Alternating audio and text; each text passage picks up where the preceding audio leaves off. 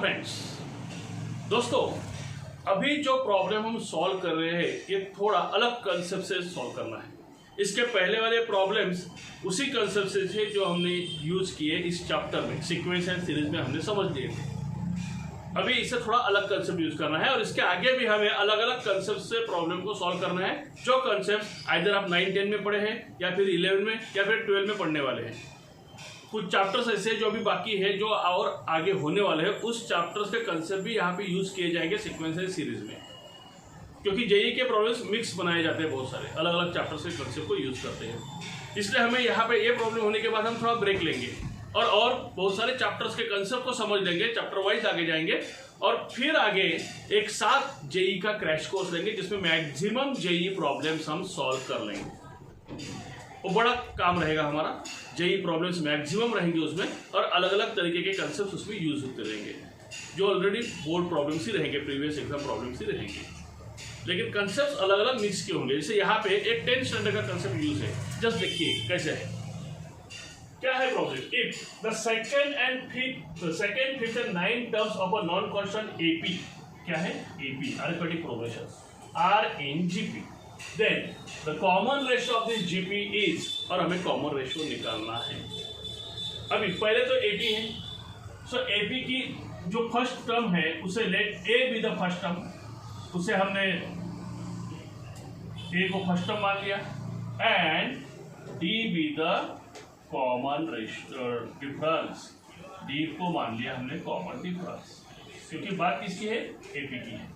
अभी तो हमें क्या क्या रहेगा? हमें 3 टर्म्स चाहिए। फर्स्ट वन सेकंड टर्म मतलब A2 या आप T2 भी ले सकते हैं। क्या है फॉर्मूला हमारा? हमारा फॉर्मूला है an is equal to a plus n minus 1d। According to this formula A2 क्या आएगा? A क्या है? A है, plus n minus 1 that is 2 minus 1d, that means a plus 2 minus 1 d, ये आ गई A2। फिर हमें चाहिए fifth term, a fifth, same way a plus 5 minus 1d that is a plus 4d। फिर हमें चाहिए 9th term, a plus 9 minus 1d that is what? a plus 8d। जो भी 3 टर्म्स हमें यहाँ पे मेंशन किए हैं वो हमने निकाल लिए, जो एपी के है, अरिथमेटिक प्रोग्रेशन में है, जिसमें फर्स्ट टर्म a है, कॉमन डिफरेंस d है और नंबर ऑफ टर्म्स के अनुसार सेकेंड, फिफ्थ और 9th 3 टर्म्स हमने निकाले। अभी बात क्या है?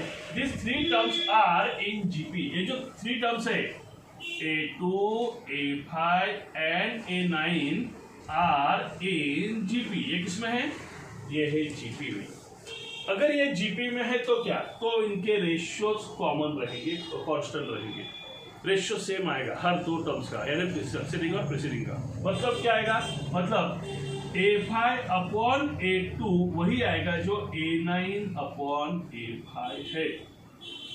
बात क्लियर हो गई? ठीक है, अभी हम उसकी वैल्यू सब्स्टिट्यूट करते हैं। यहाँ पे थोड़ी जगह कम पड़ेगी, यहाँ पे ले लेते हैं। A5 क्या है? A5 हमारे पास है A plus 4D।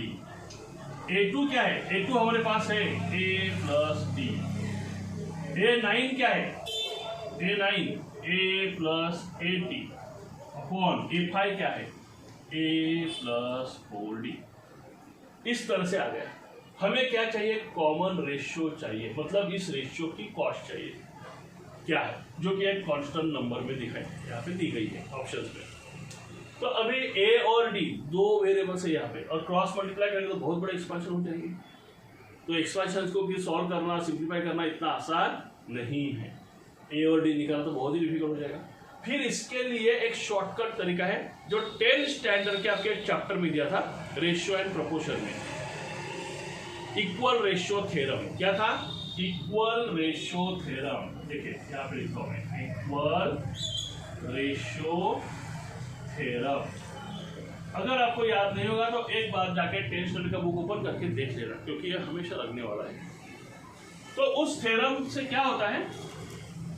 In 2 ratio जो है, जो फ्रैक्शंस है, रेशियोज है, इन 2 रेशियोज के न्यूमरेटर्स और डिनोमिनेटर्स में हम अगर सेम प्रोसेस करते हैं, दोनों को ऐड करेंगे, दोनों को अगर ऐड करते हैं तो मिलने वाला नया रेशियो भी इसी से इक्वल होता है।